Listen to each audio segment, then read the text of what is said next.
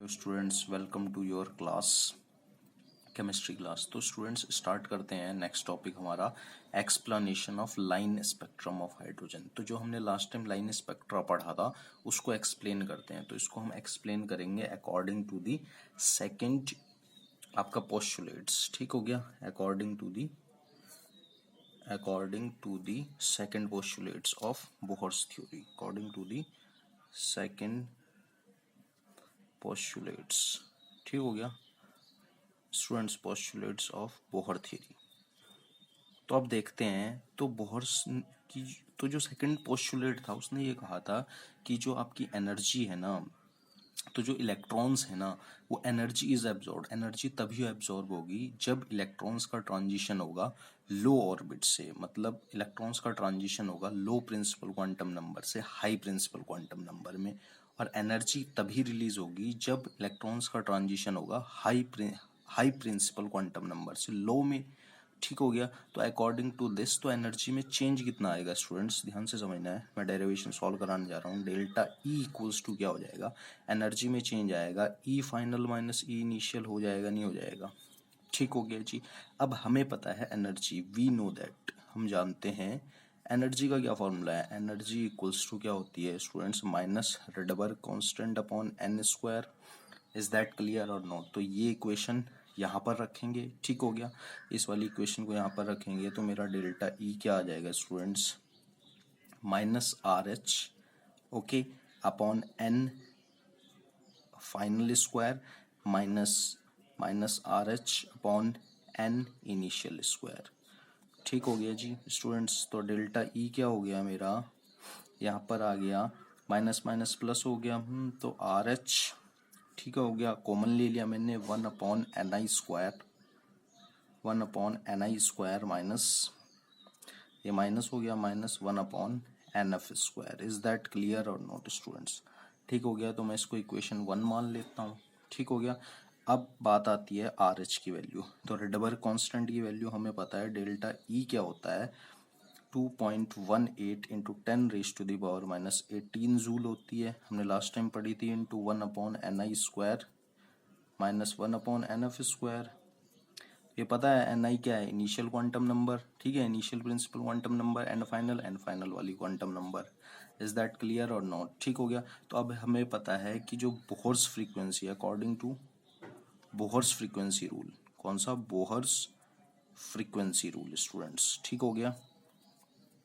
तो देखिए वो क्या था हमारा, न्यू इक्वल्स टू क्या था, delta E upon h. Is that clear और नॉट। ठीक हो गया। देखो ध्यान से, nu equals to delta E upon H.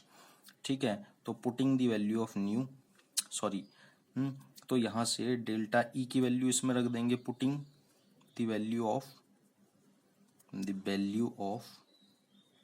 Delta E in, ठीक हो गया जी, एक मिनट स्टूडेंट्स,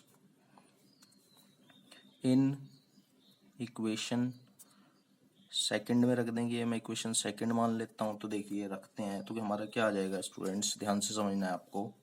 तो हमारा न्यू इक्वल्स टू क्या आ जाएगा, nu equals to delta E की वैल्यू हम रखते हैं 2.18 इंटू 10⁻⁻18 अपॉन एच। ठीक हो गया। Into 1/ni² minus 1/nf²। Is that clear और नॉट स्टूडेंट्स। ठीक हो गया जी, समझ में आ रहा है। तो न्यू इक्वल्स टू, अब एच क्या होता है, प्लांक्स कांस्टेंट होता है 6.626 इंटू 10⁻⁻34 हो जाएगा।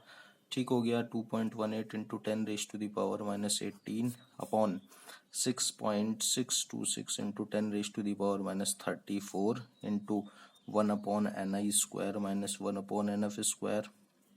इज दैट क्लियर और नॉट स्टूडेंट्स। ठीक हो गया। तो अब हमें एक बात और पता है स्टूडेंट्स, अगर इसको सॉल्व करते हैं तो इसको सॉल्व करने से क्या वैल्यू आती है। ठीक हो गया जी स्टूडेंट्स, इसको सॉल्व करते हैं तो इसकी वैल्यू आएगी 3.29 इंटू 10⁻⁻, माइनस ये प्लस हो जाएगा +16। ठीक हो गया। +16 नहीं, 0.32 okay into 1/ni² minus 1/nf²। Is that clear और नॉट। ठीक है। तो 3.22 के अप्रोक्स मान लेंगे हम, इंटू 10⁻15। ठीक हो गया, ये जूल में है हमारी value, into 1/ni² minus 1/nf²। Is that clear और नॉट? तो हम अच्छे से जानते हैं, अब ये हमारा न्यू आ गया फ्रीक्वेंसी के टर्म में। हम ये जानते हैं स्टूडेंट्स की न्यू इक्वल्स टू क्या होता है हमारा, c/λ होता है। ओके जी, ठीक हो गया। और अगर हम बात करते हैं वेव नंबर की, तो जो वेव नंबर होगा वो इनवर्स होता है लैम्डा के। ठीक हो गया, तो इसकी जगह मैं यहाँ पर ये रख दूंगा।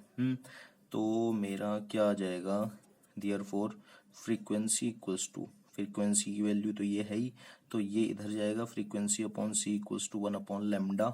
और क्या हो जाएगा स्टूडेंट्स, देखिए ध्यान से समझते आइए आप, और equals to nu bar equals to हो जाएगा हमारा, ये जो फ्रीक्वेंसी है फ्रीक्वेंसी अपॉन सी। ठीक हो गया, तो फ्रीक्वेंसी की वैल्यू रख दूंगा मैं यहाँ से 3.2 इंटू 10⁻15 जूल। ठीक है, तो न्यू बार इक्वल्स टू हो जाएगा मेरा 3.2 into 10⁻15 upon 3 into 10⁸ into 1/ni² students, 1/ni² minus 1/nf²। Okay, तो न्यू बार इक्वल्स टू क्या आ जाएगा स्टूडेंट्स मेरा 1.09677 इंटू 10⁻7 इंटू, ठीक हो गया जी, 1/ni² माइनस 1/nf²। किस में, मीटर इनवर्स में। इज दैट क्लियर और नॉट? ठीक है, तो फाइनल इक्वेशन मेरी ये आ गई स्टूडेंट्स। ठीक हो गया, ध्यान से देख लीजिए students, 1.09677 into 10⁻7 1/ni² minus 1/nf² into metre inverse. तो अब देखिए यहाँ पर दो बातें हैं। ठीक है, मैं यहाँ पर ऊपर समझा रहा हूँ कि पहली कंडीशन अगर ये हो जाए nf² is greater than, sorry nf is greater than ni। ठीक है, तो क्या होगा, अब देखिए जब nf की वैल्यू ज़्यादा हो जाएगी, ठीक है, जब डिनोमिनेटर इसका ज़्यादा होगा तो ऊपर कम वैल्यू आएगी। ठीक है, कम वैल्यू आएगी, और ni क्या है, सॉरी ni, हाँ ni की वैल्यू कम है तो इसकी वैल्यू ज़्यादा आएगी, तो ओवरऑल वैल्यू क्या आएगी, पॉजिटिव वैल्यू आएगी। तो इसका मतलब फ्रीक्वेंसी या वेव नंबर पॉजिटिव है तो एनर्जी एब्जॉर्ब्ड होगी। ठीक हो गया, in this case energy is absorbed. Is that clear और नॉट? ठीक हो गया, इस केस में क्या हो गया, एनर्जी एब्जॉर्ब्ड हो जाएगी। ओके स्टूडेंट्स, अब सेकंड केस में करता हूँ, NF is less than NI is greater. ठीक हो गया, अब ये NI की वैल्यू ज़्यादा है, तो NI की वैल्यू ज़्यादा होगी तो डिनोमिनेटर ज़्यादा होगा तो वैल्यू ऊपर वाली कम आएगी, तो कम में से ज़्यादा तो नेगेटिव वैल्यू आएगी। ठीक है, तो एनर्जी क्या हो जाएगी, नेगेटिव हो जाएगी, तो इसका मतलब एनर्जी रिलीज होगी। इज दैट क्लियर और नॉट स्टूडेंट्स? RELEAC। ठीक हो गया जी।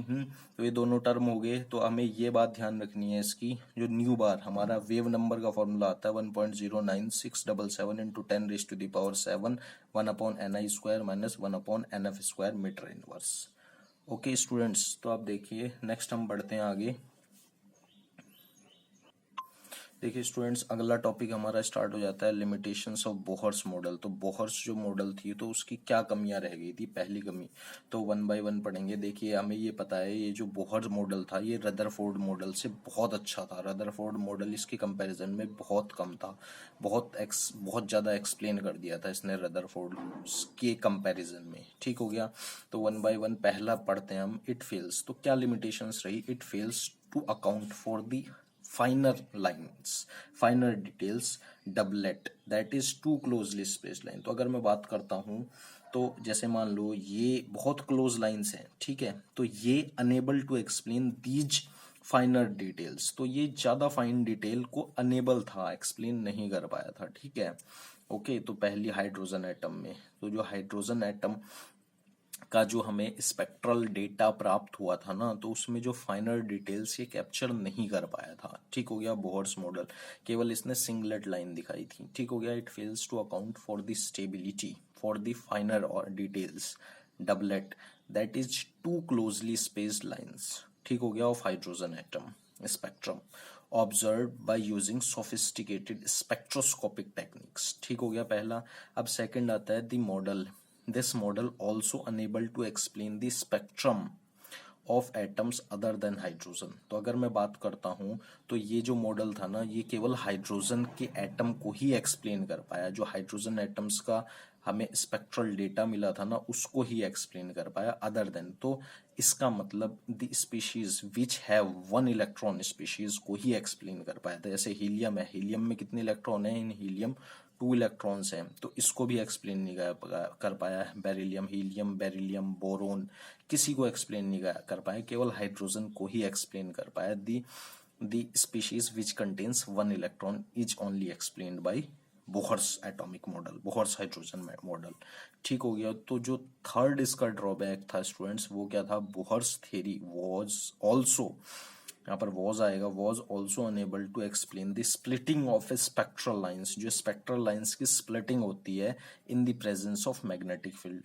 तो क्या होता है, जब वो स्पेक्ट्रल लाइंस हमें मिली थी इलेक्ट्रॉन हाइड्रोजन एटम की, जब हमने उनको बाद में क्या करा, हमने उनको जब मैग्नेटिक फील्ड में रखा, तो क्या हुआ, वो स्प्लिटिंग करना स्टार्ट करेगी। ठीक है, वो लाइंस जैसे सिंगलेट थी तो वो डबलेट में टूट गई, डबलेट थी वो ट्रिपलेट में टूट गई। तो बेसिकली जीमैन इफेक्ट भी नहीं बता पाया था। तो अगर इन स्पेक्ट्रल लाइंस की स्प्लिटिंग को मैग्नेटिक फील्ड में रखते हैं तो वो जीमैन इफेक्ट कहलाता है, और इन इलेक्ट्रिक फील्ड में रखते हैं तो वो स्टार्क इफेक्ट कहलाता है। तो बेसिकली एक्सप्लेन नहीं कर पाया splitting of spectral line in the presence of magnetic field, okay, as well as electric field. ठीक हो गया, ये दो चीजें भी एक्सप्लेन नहीं कर पाया। नेक्स्ट जो ड्रॉबैक था, it could not explain the ability of atoms to form molecules. ठीक हो गया, it could not explain the ability of atoms. ये जो एबिलिटी थी ना एटम्स की टू फॉर्म, अब हमें पता है जो एटम्स होते हैं वो आपस में कंबाइन करके, ऐसे ये एक एटम हमारा हाइड्रोजन का था, ये दूसरा एटम हाइड्रोजन का था, तो ये एटम्स आपस में कंबाइन करके क्या बनाते हैं? H2 का मॉलिक्यूल बनाते हैं। तो ये भी इसको एक्सप्लेन नहीं कर पाया। ठीक है, it could not explain the ability of atoms to form molecules by chemical bonds. ठीक है, तो जो उन एटम्स को आपस में जो फोर्स ऑफ इंटरेक्शन लग रहा है उसके बारे में कोई डिटेल नहीं दे पाया था। ठीक हो गया, लिमिटेशन बोहर्स मॉडल। तो ठीक है, तो ये इसी के साथ यहाँ पर ये वीडियो ख़त्म हो जाती है। वीडियो अच्छी लगे तो लाइक, शेयर एंड सब्सक्राइब कर दो आई केमिस्ट्री चैनल को। Thank you students.